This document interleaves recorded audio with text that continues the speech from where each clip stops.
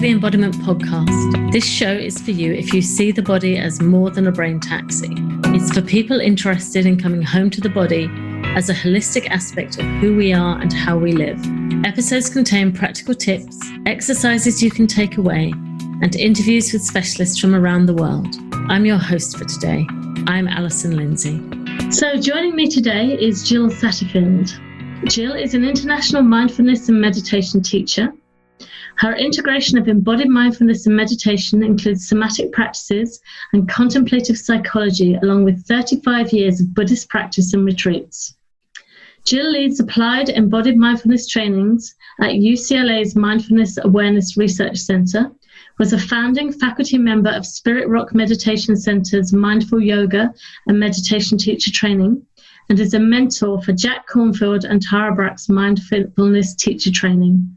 Jill ran the School for Compassionate Action, mindfulness and somatic practices for those living with chronic pain, trauma, and addictions for 11 years in New York City, and now she lives in California. So Jill, I'm thrilled to welcome you to the podcast today. It's fantastic to have you here. Just really delighted to meet you and to welcome you. Thanks, Allison. I'm really happy to be here. We can talk about our favorite subjects. Absolutely. All about embodiment is wonderful. So I wanted to start, my first question is really with your starting point. So what was it that sparked your own interest and dedication to understanding the mind and the body? Pain, actually. A lot of pain. So I was in art school at the time in New York City, perfectly happy, living in my mind, in my creative mind. Didn't pay much attention to my body, didn't need to. Mm-hmm. And then all of a sudden had some pain that turned into chronic pain that was unremitting. Wow. And I went to various allopathic doctors at the time, all around New York City, the best that I could find. Nobody could find an organic reason for the pain. They would look at me and say, "You look fine." They ran a bunch of tests and said, "We can't find anything." And, I was a squeaky wheel. I didn't feel well. It really hurt. I kept going back. So over a period of a few years, especially being with a few doctors in particular over and over again, they started saying, we think it's in your mind. And I said, well, then what do I do about my mind? And this is back in the early 80s. And I got, some raised eyebrows, crossed eyes, shrugs, basically what amounted to a lot of pats on my shoulder. Mm-hmm. And sent away. And so I started to think, wow, what do I do about this mind that's registering all this pain? I had to drop out of school because I wasn't very well, and started on a path of trying to figure out, well, how do I work with my body? How can I improve how my body feels? And I started practicing yoga. That wasn't really helping. I mean, it was great in that it helped me with concentration. My body got very, very strong, very flexible. I took to it like a fish in water. But as far as helping with the pain, it didn't. Mm-hmm. I ended up having some surgeries. They took out various parts of my organs and glands. I was still in pain. I eventually convinced a surgeon to open me up again, and they found out that there actually was an organic reason for the discomfort, and it was part of my intestine had twisted and knotted and herniated my diaphragm and was living up by my heart. So it was actually, there was a real good reason for all the pain. This is 13 years in the making, before that was discovered. So after the surgery, they said, well, after recovery, and it was quite a brutal surgery, you'll be fine. And I wasn't. And I went to places like Yale Pain Clinic and kept trying to find reasons for the pain. And then really vowed to take care of myself and figure out this mind, even in my mind that was still registering all the pain and having trouble with the pain and feeling depressed about the pain. And I found myself on a retreat. I went to a 10-day silent retreat. The very first one I did was a Goenka retreat. Very silent, very still, as some people know, a little bit brutal for me, who was used to moving and being active. But it was a pivotal turning point because I had to sit in the pain without moving, endlessly, going into my body. And then I had heard at the end of that retreat that there was another place nearby called IMS. And it was whispered to me basically that it was down the road, that there were different teachers, that some of them were psychologists, which piqued my interest because psychology has always been very interesting to me, that they actually had a yoga room and you could take walks in the woods, and that the food was really good. So I quickly ran away for a pamphlet. I'm definitely dating myself. I got the pamphlet in the mail, and I went the very first chance I had. And it was just a 3-day retreat that was going to extend into a week long, but I had only taken the time for the 3-day.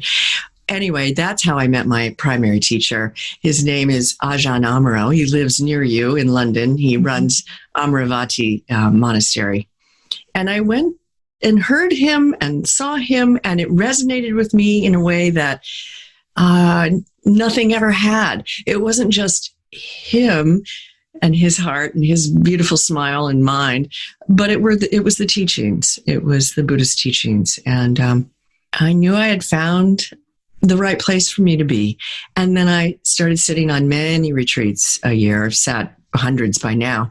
And it changed my life. That's quite an extraordinary story, Jill. And I'm curious about this whole thing of 30. It took them 13 years to actually discover what was wrong. And I've got colleagues in the breath world who got chronic fatigue and ME and other things different to what you have. But again, this very dismissive attitude, I think, by the medical profession, and that whole sense of being sent away. Yeah. But in some ways, it sounds like perhaps in the end, I don't know if maybe there was some kind of gift in there for you, because that led you to finding this. For me, it was a tremendous gift, because I was continually forced, which is a lot of what Dharma practice, Buddhist practice is, forced to go inside, to seek myself. How can I work with my mind? How can I work with my body? How do I work with the heart that's feeling, the pain of the pain, basically, the pain of the suffering, and to seek out my own direct experiences. So, I reached a point where I was being dismissed. I was being patronized. I looked okay. So, of course, there wasn't going to be anything wrong with me. I was happy in spite of it, which sounds a little odd, but some people probably know what I mean. And so I didn't fit into the ways in which one needs to qualify to be really taken seriously. And so I was forced to go and find my own answers. And to me, that was a gift. Yeah. And I'm a little bit of a rebel and a renegade anyway. So when people were telling me you can't, I said, of course I can. And that really gave me the fodder that I needed to seek something that wasn't being told or taught in my regular culture, and world. And that was the portal that I needed. That plus imagination, I have to say, was very, very important and still is. Tell me more about that, the imagination side of things. Well, it was during these deep retreats, these long retreats, very, very silent, 10 days, sometimes 2 weeks, sometimes a little longer, that my mind would get quite quiet. And I would have these experiences where I was almost like I was in a movie sometimes. I don't know how to quite describe it. These experiences, the mind is bizarre. It sure is. we start entering into it, and it's almost like a drug trip sometimes. Yeah, I have taken drug trips, so I knew that sort of the symbiotic relationship of them. But anyway, you're totally fine, you're straight, and your mind is opening, your heart is opening, your body is going along for that ride, and it can be quite interesting and surreal. And so I would have experiences of being able to, see things changing as they were changing, almost like everything was shimmering and shifting and changing. I know. Please don't judge me. Not at all. It sounds like some of the breathwork experiences I've had. So we're definitely not judging you on it. I love those. It's a slightly altered state of consciousness. Very altered states. And then it would happen in my body where I felt like I could die. I was diving into my body and I was able to look around. When I was young, Jacques Cousteau was on TV a lot, and he took his submarine down and he would go into the waters and with his little viewfinder, and he would see these magnificent views of fish and color and, amoebas and plankton and squids. I was like, wow, look what's in there. And that's how I felt when I would drop into my body. It was like, wow, look in there and look in there. And sometimes it would be, quite trippy, but also sometimes it would be like, oh, well, I can spend a little time in there. And in particular with my gut, because that was the region of my body that was not working properly.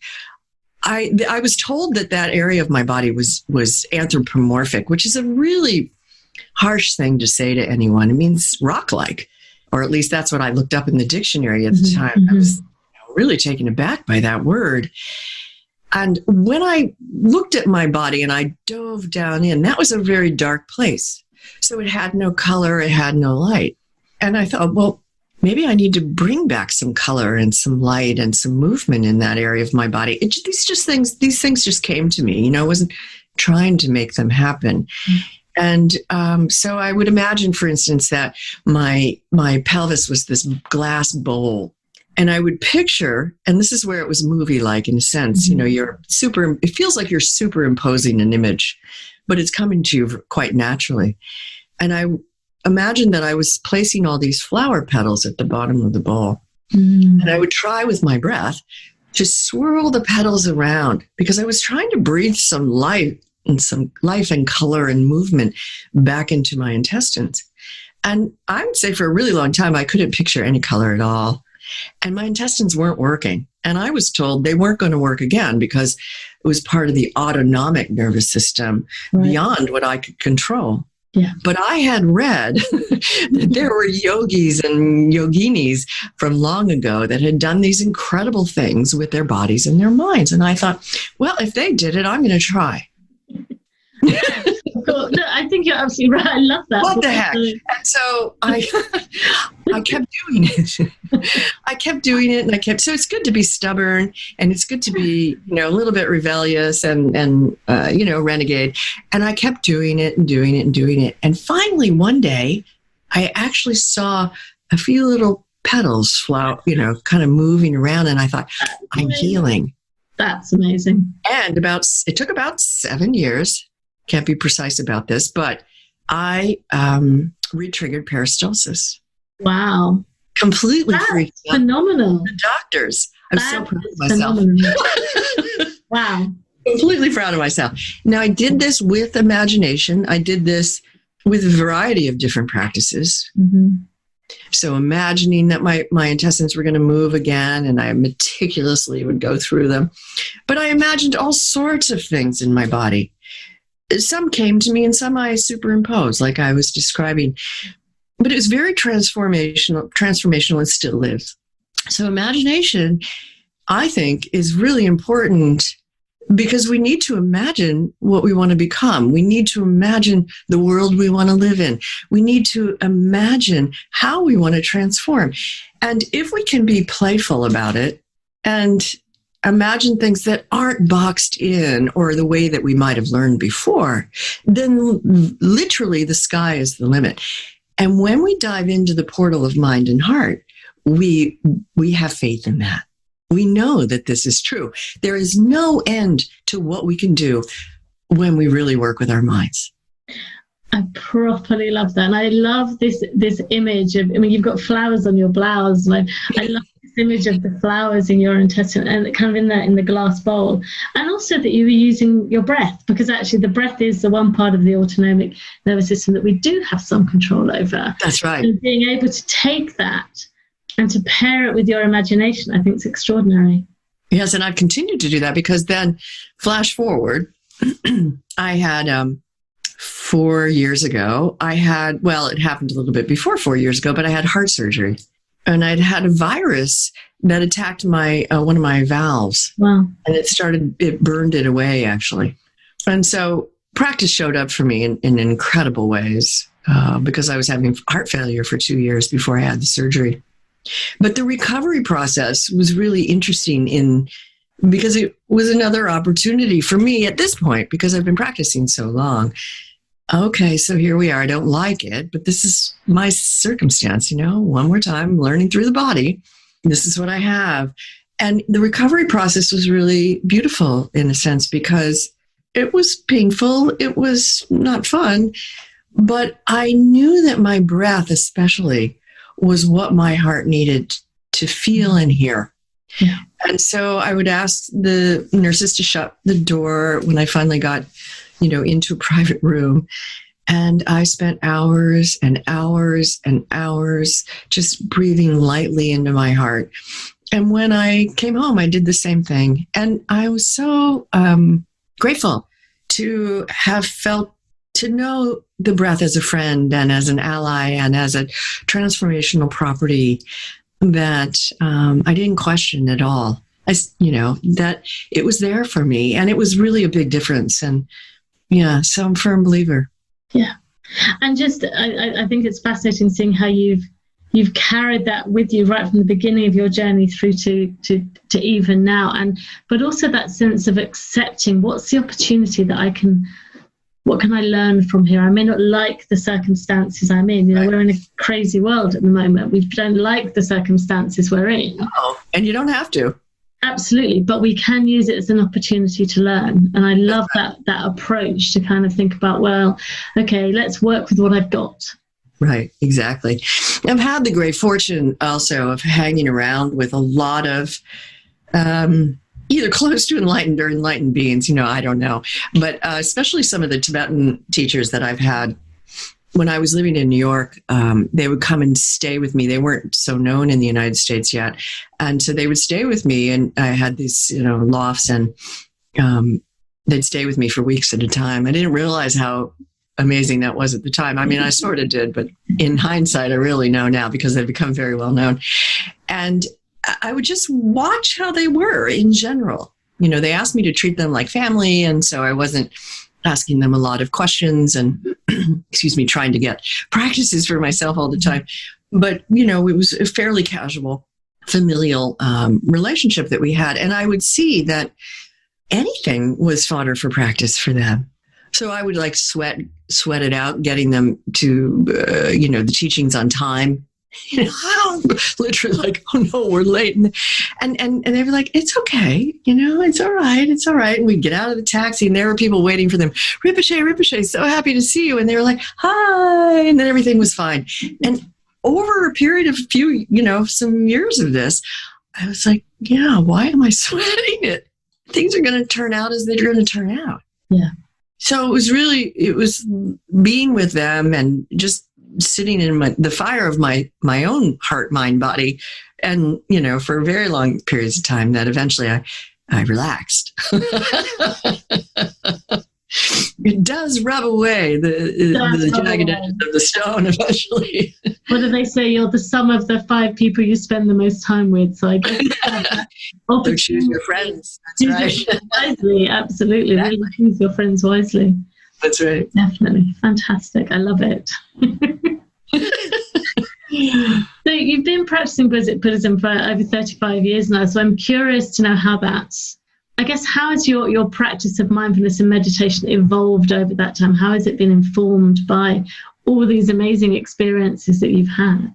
I think primarily it's at this point, I've developed faith in my own wisdom and direct experiences.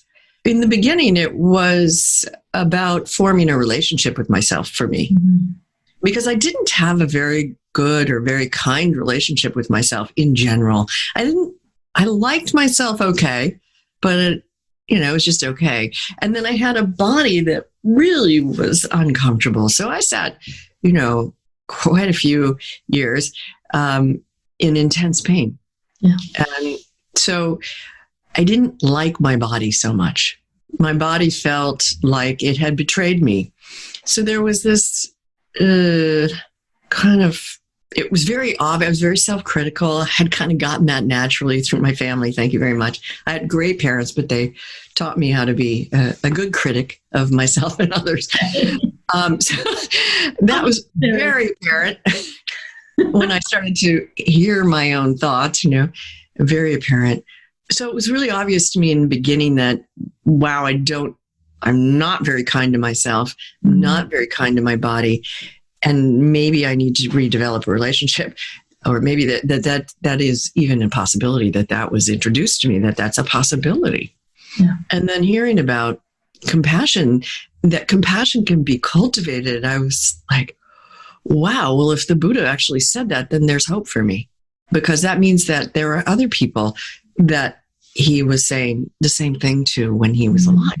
So that gave me a lot of hope. Okay, so if it can be cultivated, then I'm going to try. And so for many, I would say probably 2 decades, I cultivated self-kindness and compassion and a better relationship with my own body, my own heart, and my own mind. So in the beginning, that's more what it was about. And just having a relationship between the body, between the mind, between the heart was really important, because mine were very disconnected, as I think a lot of ours are. My entire background's in the corporate world, and I would say that I spent years entirely in my head, and it's only in the several years with the breathwork, the embodiment, that I've actually gone, oh, there's something else going on here. That's right. That's exactly right. Really common experience. Right. Yeah. So that's kind of like, I think most of us start out and we see and hear and feel things that, like, wow, it's going loud in there. Or it's not, if we were a conductor in the orchestra, we'd say, we're going to try this again. It's not quite working. A little discordant here. So, but the good news is that if we try again, which we can as long as we're breathing, then we can rediscover, redevelop. Our capacity grows for anything that we do over and over again. Yeah.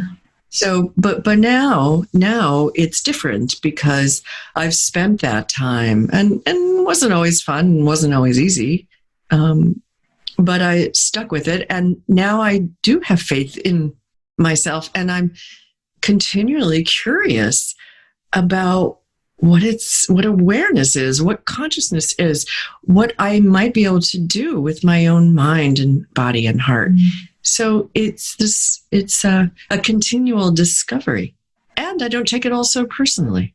Do you feel you can get a bit of distance between what's going on, or when you say you don't take perspective, I would say. Perspective. So my approach changed over the years. My approach now is I learned to be kind and like myself. I spent a few years just doing a lot of self-retreat to develop a little relationship with myself that was kind.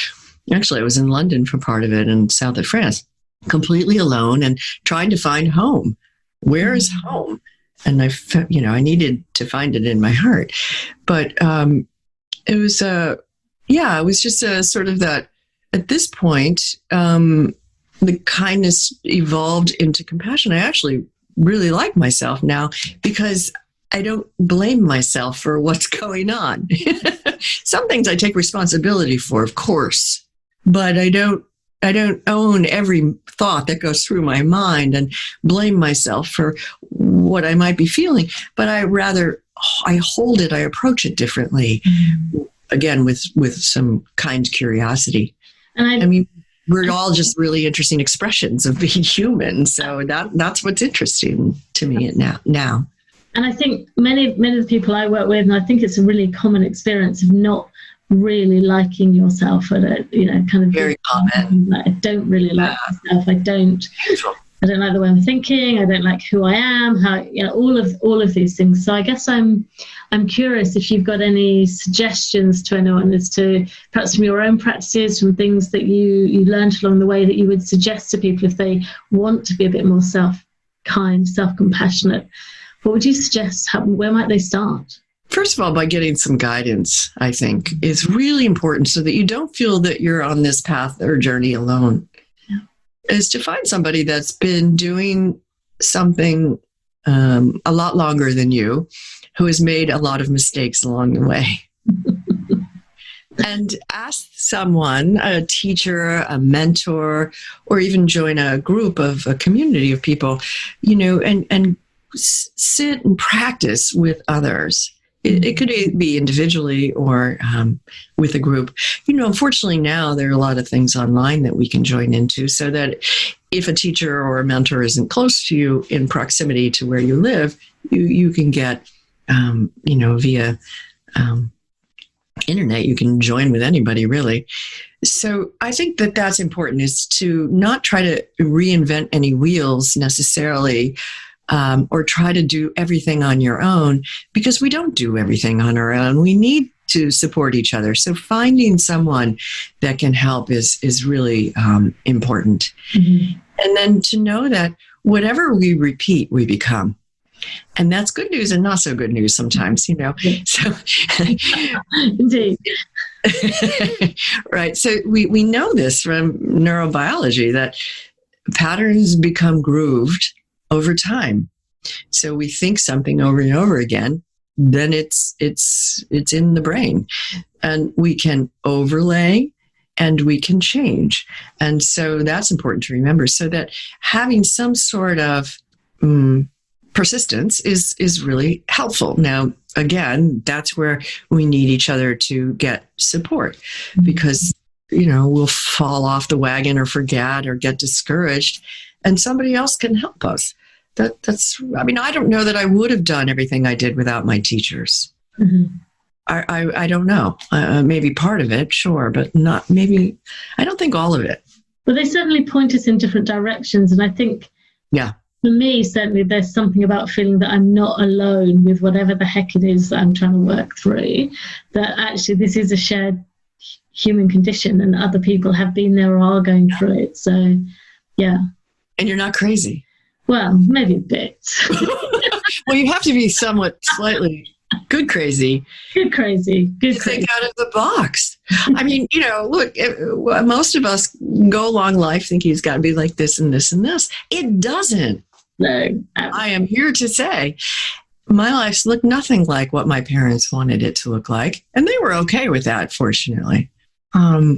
It doesn't have to look like what we've been taught necessarily. And that restrictive thinking is what keeps us down. Yeah. And especially right now, with everything that's going on, the pandemic of COVID, the unconscious bias, the racism pandemic, we need to reevaluate and examine our own consciousness and unconsciousness. In fact, I dreamt about that the other night. And how do you bring the unconscious forward? This is part of our practice, so that we see where we cause ourselves harm, and we're slowly letting go of those ways, because we can. Yeah, definitely amazing things to think about here. I wanted to ask you a little bit more about the School for Compassionate Action, as we were talking about compassion, and really what was your sort of the idea, the mission behind that, what benefits did it bring? And then I'm wondering if maybe after that we can perhaps have a little practice of an embodied compassion exercise ourselves, just so people can get a bit of a sense of it for themselves. But tell us a bit more about the school, first of all. Well, when I moved back to New York City in 2001, I actually moved in, or tried to move in, on 9/11. The pretty interesting day, as we all know. And there was a time I was living outside the city for a little while, and I thought, well, should I move back in? And I decided, yes, if any city needed what I thought I could offer, it was New York, so I was going to go. So I moved back in October, or end of September of that year. And part of the reason that I wanted to be in New York was because there were a lot of different communities, a lot of different kinds of people. I mean, it's like any urban setting, but New York is particularly ripe with this. So people from all over the world are living there, and from all kinds of backgrounds. And I wanted to see if I could fill in some holes or gaps of where I thought people could benefit from practices, somatic practices like breathing or imaginal practices like I've described, or mindfulness practices, meditation practices, who didn't know about a Dharma center, who wouldn't be caught dead in a yoga studio, who just didn't even have that in their awareness at all, but maybe could benefit from these kinds of practices. So I went back in and I started the organization. It was a nonprofit, and I created some relationships with different organizations, like a hospital in the Lower East Side of Manhattan, which was mostly immigrant populated, very underserved, very, underfunded hospital. And I went to them and I said, I have these practices. I know they work. I've used them on myself. I've been training people to do these things for almost 2 decades by now. Would you be interested in having me teach some classes? And while I'm teaching, some of my students that are going to be in training with me can sit in. And the psychologist, because it was in the behavioral department where they said yes, the psychologist can sit in as well if you like. And they said yes. And that we had to do it on the sly because it wasn't approved at the time. I shouldn't say that. But anyway, we sort of snuck it in. And this went on for 10 years. And then I was teaching groups of people with chronic pain, with addictions, with trauma, comorbid, issues, young girls that were cutters. I mean, it was pretty intense. And we had the very first group of 9/11 responders at the hospital. So we were doing that kind of work. And honestly, it was a little bit seat of my pants at the time because I hadn't been trained to do this particular work. There were no trainings to do that kind of particular work. But you brought a lived experience, that lived embodied I had that. In it yourself. Exactly. I had that. So, I went on a wing and a prayer and a little bit of chutzpah. And, I did the same thing at a place called Roosevelt Addiction Institute, which was a 28-day rehab for, people that was kind of their last stop before prison or jail.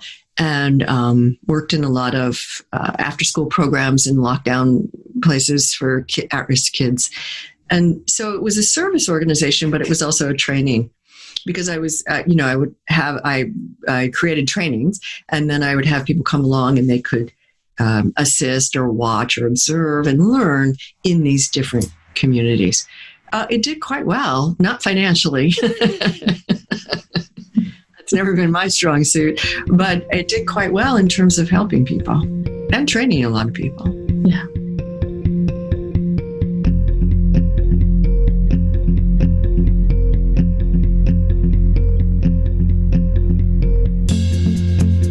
Quick break from the interview to tell you about our shop and a deal we've got on there, and also about some events that are coming up.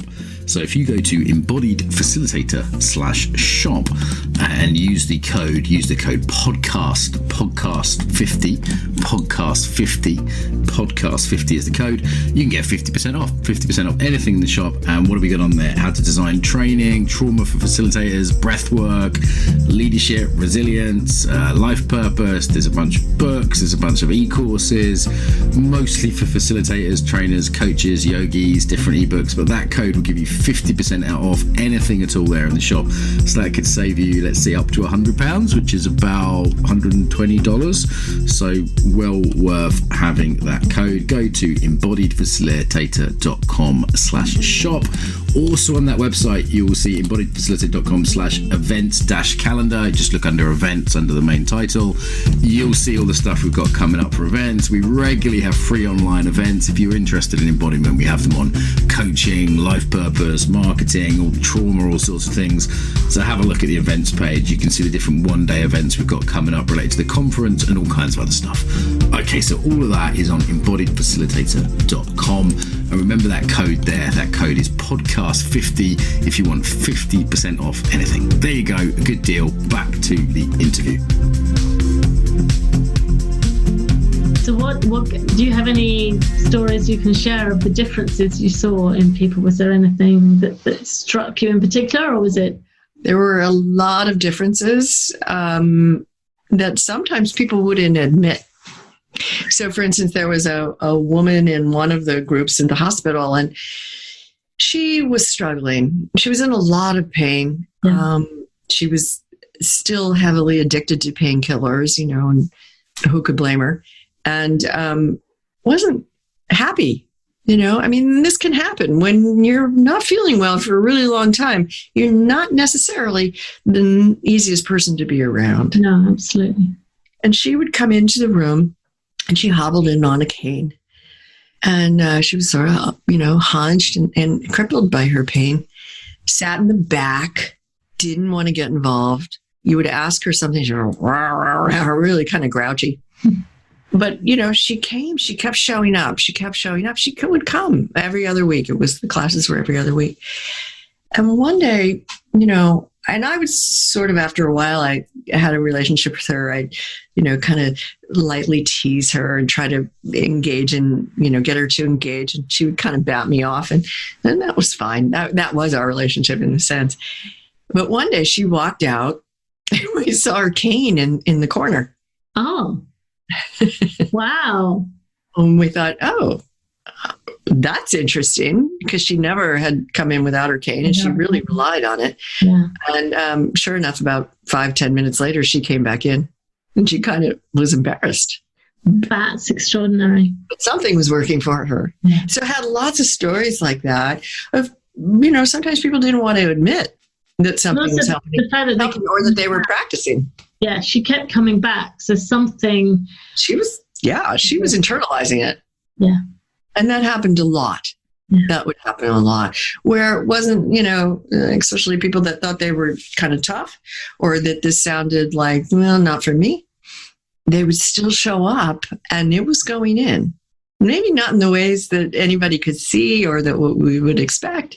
Yeah. But the tenacity and the resiliency was there. So powerful. Extraordinarily beautiful and heartwarming. And so I never, after a while, I didn't expect anybody to really show me ways. Some people did. Some people were very vocal. Mm-hmm. But a lot of times people were very quiet. And it still was helping them. I love this sense of, I guess, allowing or accepting that I get from you. You've mentioned it before, and it's coming up again, this whole sense of it's just, I don't have to make it in a particular way. I'm just going to let it be how it is. And I think that sounds incredibly powerful. Yeah, I think thank you. And I think there's tremendous permission in that, which we don't generally give ourselves. For instance, anybody that's been ill often isn't shown how to be okay with it. We think, what do you mean okay with it? I hate my pain. Or the doctor screwed me up, or they're patronizing me, or they're, dismissing me. So what do you mean be okay? Well, let's be okay in your own heart. And also when people are telling us this is wrong, this is right, you can do this, you can't do this, we have to say, who says? Yeah. Who says? Because there's so many stories like mine. So many people have really interesting, bizarre, unusual stories. We need to hear these stories because they give us hope. And so we don't know how things are going to look necessarily. And if we think we know, that's the operative word, think. We really have no idea. For ourselves, isn't it? Exactly. We're creating that box and disempowering ourselves through doing exactly right. So thinking outside noticing what your own box is, we usually have many, is probably, it sounds like bad news in the beginning, but it's excellent news. Because when we see how we're being held back by our beliefs, then this is where we need some help, well, how do I loosen the grip of that? How do I break it down? How do I blow it down? How do I paint it away, whatever it is, but to really experiment, because that's where the freedom is. It is, absolutely, because the key is if we can't see the box, if we're not aware of it, if that's just how life is, we're never going to be able to make a change. We can't get rid of it. We're just too stuck in it. Yeah. And everybody has their own experience, so we can't say this is going to feel good. This is going to be like this. I learned that the hard way through taking many yoga classes where people would say, oh, well, this pose, it's going to make you happier. And this pose is going to heal your heart. And I was like, are you freaking kidding me? No, that's not true. That's not helpful. To name somebody else's experiences, that's not helpful. We don't know. So let's perhaps it's a good moment just to talk about the yoga, and we'll come back to the practice in a moment, because I'm curious now you raised that kind of experience around yoga. You said you did it for a long time. You found it helpful in some ways, but not in others. But tell me a bit more about how you see these kinds of practices and maybe the world of that fitting into your way of thinking about embodiment. Well, one of the reasons I was able to do so many retreats is because I did it in exchange. And so at one point, after I gotten to know Ajahn Amaro a little bit, I said, I see people sitting with a lot of discomfort in their body and their posture is really not so great. What would you think if I offered just a few stretches that might help people to sit better so that they're not just focused on the discomfort of the body, but that they can really dive in, to the mind and the heart? And he said, sure, why not? And so we were the first people to bring any kind of movement on a silent retreat at Spirit Rock Meditation Center and at Insight Meditation Society in Massachusetts and California. And I have to say that it wasn't, it was different. Let's say that. Here's and seriously, I don't take myself that seriously, because here's the white blonde with the monk coming in to do some movement. I was calling it movement back then. I wasn't even calling it yoga. Yeah. And we eventually morphed it into mindful movement or meditation in motion. But some of the,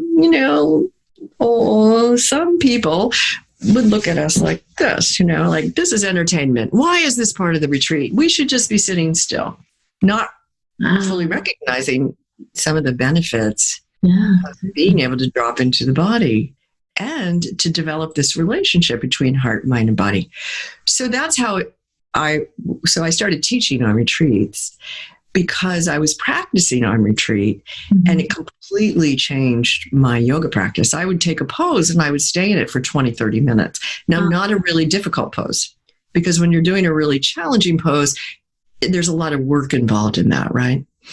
But if you stay in a pose that's relatively easy, like a restorative even, you can stay in it for a long time, and then you can investigate, because the poses open up parts of the body that you may not have accessed just sitting still. And it gives you an excuse or a reason to go in this little room or down in that little pocket. And you investigate it in with your kind awareness, with your attention.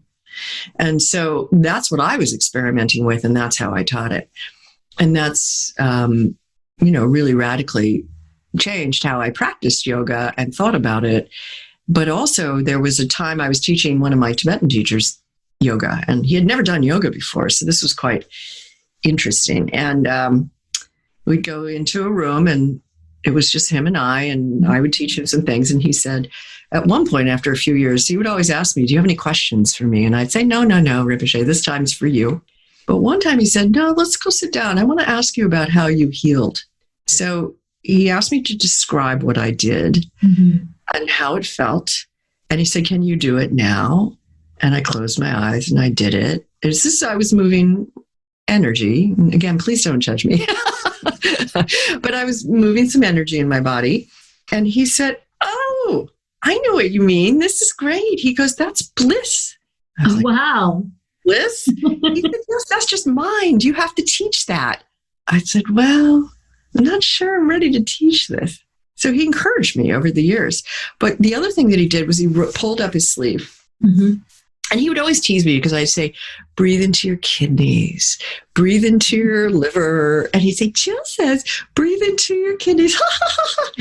he actually ended up teaching that kind of thing after. But anyway, a combat, yes. He said, let me show you. I know exactly about moving, energy. And he rolls up his sleeve and he starts to point at his arm. And as he's pointing at the arm, and I can do this partially, you can't see it online, and as he's pointing, the hair and the goosebumps lift up. Yeah. But so I can do that part now. But the bizarre part was that when his finger would leave a particular part of his skin, the hair and the goosebumps would go back down. I was like, wow, I have a lot to learn here. It blew my mind. And that's exactly what you want. Yeah. I think you want your mind to be blown, because there are no boxes in a blown mind. Absolutely. Now, a blown mind might last just a couple of seconds.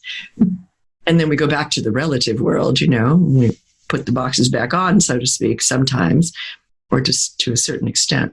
But at any rate, that's what radically changed the way I looked at moving energy and things. And then I started to study it a little bit, especially from the Tibetan traditions. I mean, there's a lot, the Thai, Theravadins. I mean, everybody's got more secret practices or internal practices. And I came to find out that my experiences that I was having on retreat weren't just mine. And that was the good news. I didn't make them up. They were quite similar to how other people would try to write about them over the centuries. So a lot of practices were whispered. They were whispered from one breath to another's ears. And I sometimes have felt the warm breath on my ear. So there's a lot that we don't know about, and a lot that we discount. And I'm happy to be teaching about this now, because why not? I think it's helpful. I think it's really helpful. Absolutely. And I love this idea of coming into a pose and sitting with it. It's almost really getting into it's kind of something to do with the psychology behind it. So it's like, when I'm in this pose, what is happening? What's happening to my brain, my thinking, what's happening to my body? What do I suddenly become aware of that I wasn't aware of previously? What am I noticing? That's right. Really. That's right.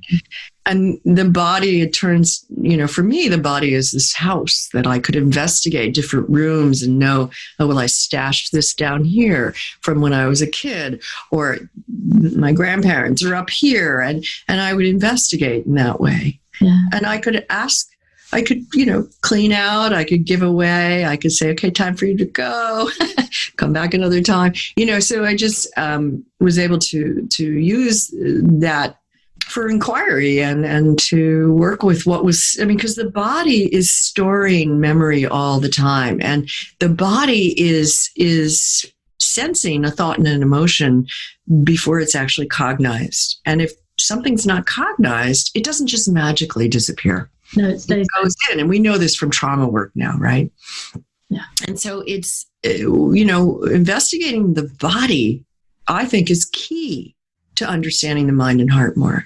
It's not just through talking, as you and I briefly said. No, definitely not. Talking is about the story, which is important. We need to do this.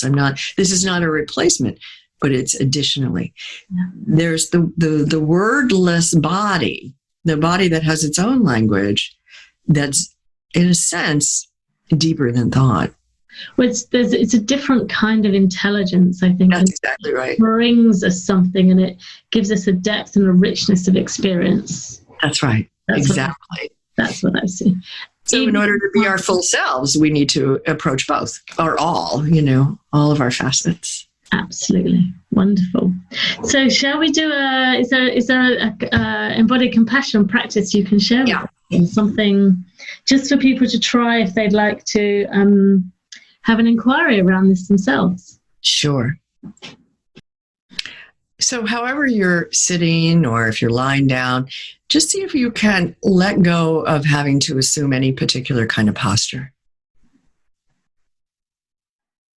Let your body rest without falling apart, but just rest the body and sense the chair or the cushion or the bed or the floor, whatever that is supporting you, just sense it wherever your body is touching it. Allow your bones to recognize their weight. Allow the soft tissue of your body to give in to the weight of your bones. And do just what they're meant to, be soft.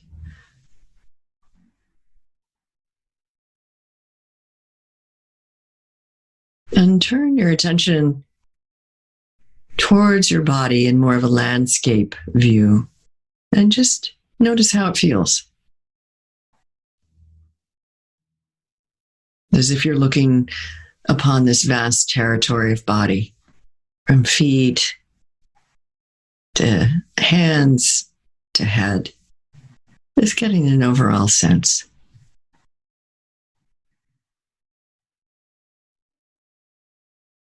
And then turn your attention towards your heart and look at the landscape of your heart. Again, as if you could notice what's in the heart, not necessarily in story form, but just to notice the heart and what it's holding. As if you were gazing upon it with kind eyes.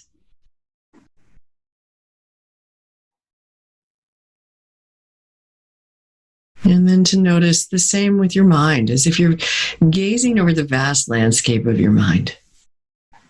Looking out, noticing what it's containing. Not why, but just noticing.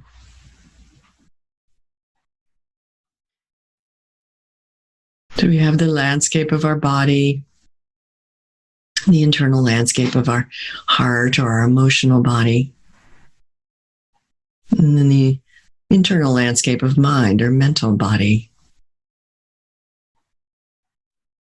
And sometimes one of those bodies, or all three, might become a little tight and holding back or constricted for a variety of sometimes very good reasons. And the constriction or the tightness might keep us back from being who we really are and who we really want to be. So how do we procure or cultivate a little bit more room for ourselves, a little bit more space to be a little bit more free?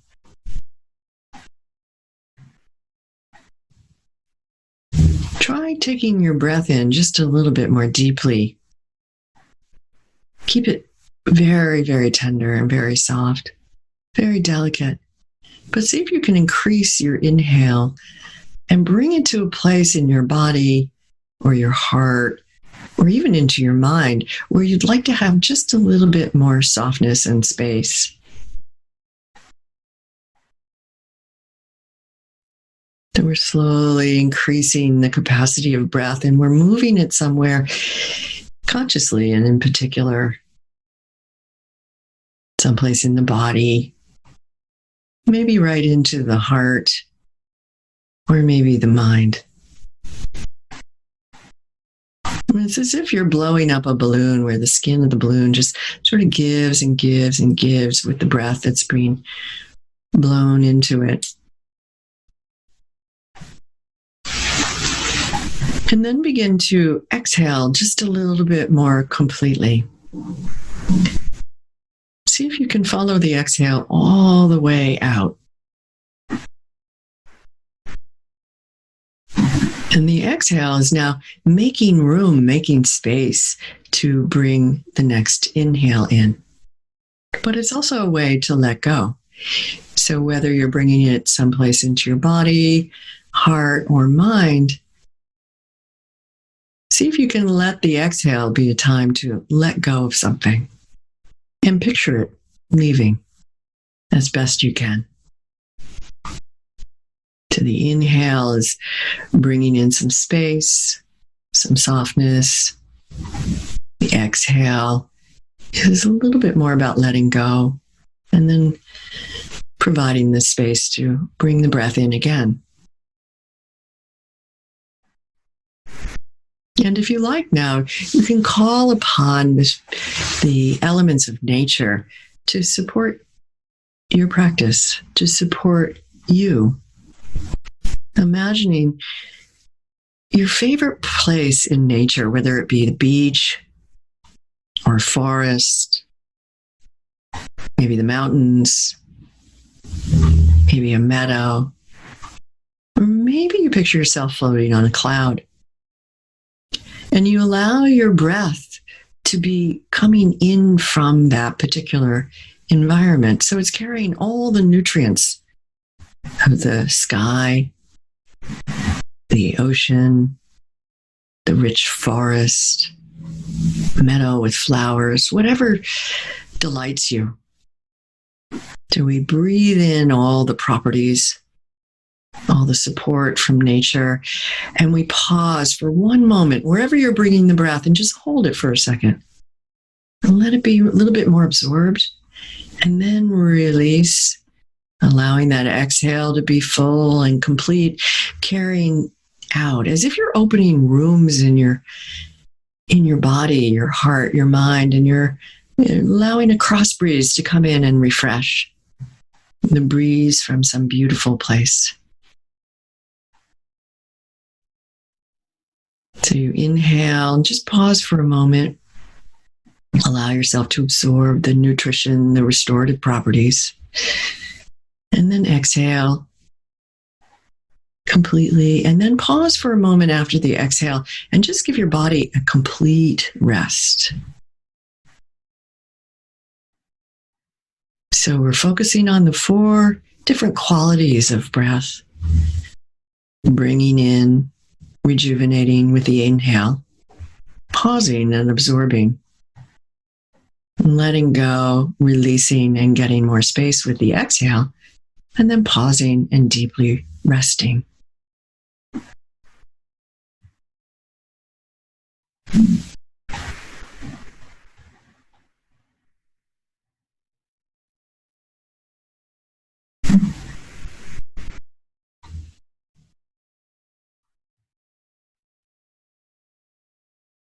And now, if you like, you can bring in a very dear friend into the space that you're making and into partake in the breeze, in the wind, in the air, in this beautiful place that you're procuring. You can bring a friend in if you like, because you've created a little bit more room and you want to share. And how does it feel to invite a friend? It could be a human being, an animal being, an unseen being, a being with roots. It doesn't really matter.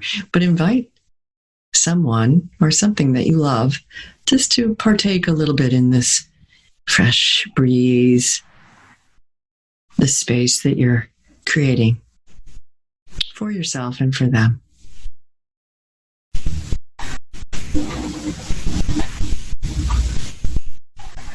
And notice how that feels if you've invited someone or something inside. Notice where you feel it and how you feel it.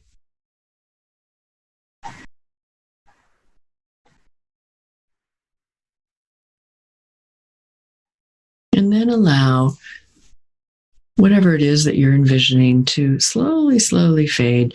Your friend, your imaginary being, your plant being, whatever it is, whomever it is that you've invited, if you have, is now going to leave happier.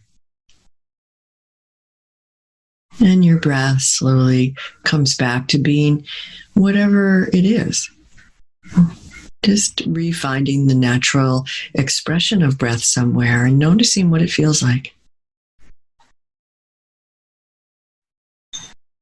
What is this breath? What does it feel like now? And then whenever you're ready, allow your eyes to slowly open and see if you can keep your gaze really soft, as if everything that you're seeing is just very, very gently coming back into view. Like you haven't really seen it before and you're not really knowing exactly what's going on, but just taking in form and light and shape and color, and being very aware, if you can, of what's going on internally still, like even registering where you're sensing your breath. Or if you were able, in that very short practice, to create a little bit of space, what does that feel like? What is that sense? And if we can do this with our eyes open, especially if you're looking at a screen, it's helpful, because then we can be looking out and we can be knowing what's going on inside at the same time. So we don't lose ourselves in just looking out, but we're internally aware as we're aware of what's going on in life, but with a different sense.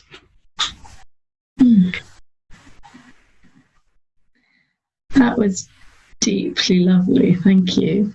You're welcome. I love that. I can feel this, as you said, this complete sense of expansion, even with the screen in front of me. Just excellent. Being able to observe that, see that, and enjoy that, but also this sense of space in the room and much more spaciousness certainly in my chest. I don't know how it will feel for other people, but that was right. Very kind and gentle. Thank you for sharing that, Jill. You're very welcome. I mean, this space is how we now. I'm sorry. Just contemplate that. It's beautiful. Good. Yeah. I mean, the room, we all feel a little hemmed in by thoughts or feelings or just the body. And so some form of space is helpful, because kindness and compassion is soft and spacious. So how do we procure it? There's lots of different ways. Yeah. I just happen to like to do it in the body. Yeah, it's lovely doing it in the body. And I think that the idea of also sharing that with somebody else, bringing someone else in, felt really, just gentle and compassionate in itself. Just that whole feeling of actually there's enough to go around for everybody. We don't have to grasp it. It's back to that sense of allowing again. There's room for lots of people if you keep doing it. Lots of beings, let's say. Thank you. That was lovely. Oh. So we're kind of coming towards the end of our time, actually. It's gone incredibly quickly. I don't quite know where that time went. I really enjoyed that. But I wanted to ask you, I guess, a couple of things. Firstly, if people want to find out more about what you're doing and of this, where's the best place for them to find you online? I have a website. It's jillsatterfield.org. It's not .com, it's .org. I couldn't get my name, so org is fine. I like to expand. So everything I do is posted on there. And I do a lot of writing. That's most of it is up there. And I try to get around but not be overbearing. So best place is to find me there. Perfect. And do you have any last thoughts? Anything else you'd like to share with us? Anything for the future? Anything else you'd like to share just before we wind things up, Jill? We are never truly alone. There is always support if we seek it. And that the heart, mind, and body have potential that we haven't realized or recognized yet. So we need each other to continue to create this huge wave of direct experience so that we can really shift and change the way we are with ourselves and each other in the world. Perfect. Thank you, Allison. Thanks for inviting me. Thank you. That's been an absolute pleasure. I've really loved our chat and actually could probably keep talking to you for the rest of the evening. Well, we'll have to sign in another time. Thank you very much. It was just great. Thank you. Okay, take good care. Some ways to get more, to give back, and to get more involved. The biggest request that we have would be to share the podcast with your friends, people that you think would really enjoy it. Email it to them, put it on your social media, tell them about it. We would really appreciate that. Equally, if you want to support us financially, you can go to Patreon. That's patreon.com/embodiment podcast and give us $1 an episode. That's less than £1 if you're in the UK, so please go there. The podcast is hosted on the embodiedfacilitator.com website, although most people listen to it from iTunes. In iTunes, we'd certainly appreciate a review. The way that iTunes works means that a review means more people will find it. iTunes regards it as more important for searches. So even a couple of sentences review really does help us. Thank you. And if you want to go to the embodiedfacilitator.com, you can see the actual links to the site. There's comments on there. And there's also a Facebook group, which tends to be where people discuss things. So just put in the Embodiment Podcast into Facebook and you'll find the page. It's relatively quiet, but the group does have some discussion on it and will reply to things personally there. Also on the website, you'll find all sorts of freebies. There's free videos, free ebooks, there's ebooks you can buy, and of course, there is our newsletter list. If you want to stay in touch and learn about things like the Embodied Facilitator course, our next Embodied Yoga Principles teacher training, then go to that website and you'll see a little pop-up and you can get the newsletter through there. Okay, so those are the main ones. Tell your friends, pay us some money on Patreon, give us a review on iTunes, send us your email if you want to be on the newsletter list, and get involved on the Facebook page. Pick whichever one works best for you. Thank you.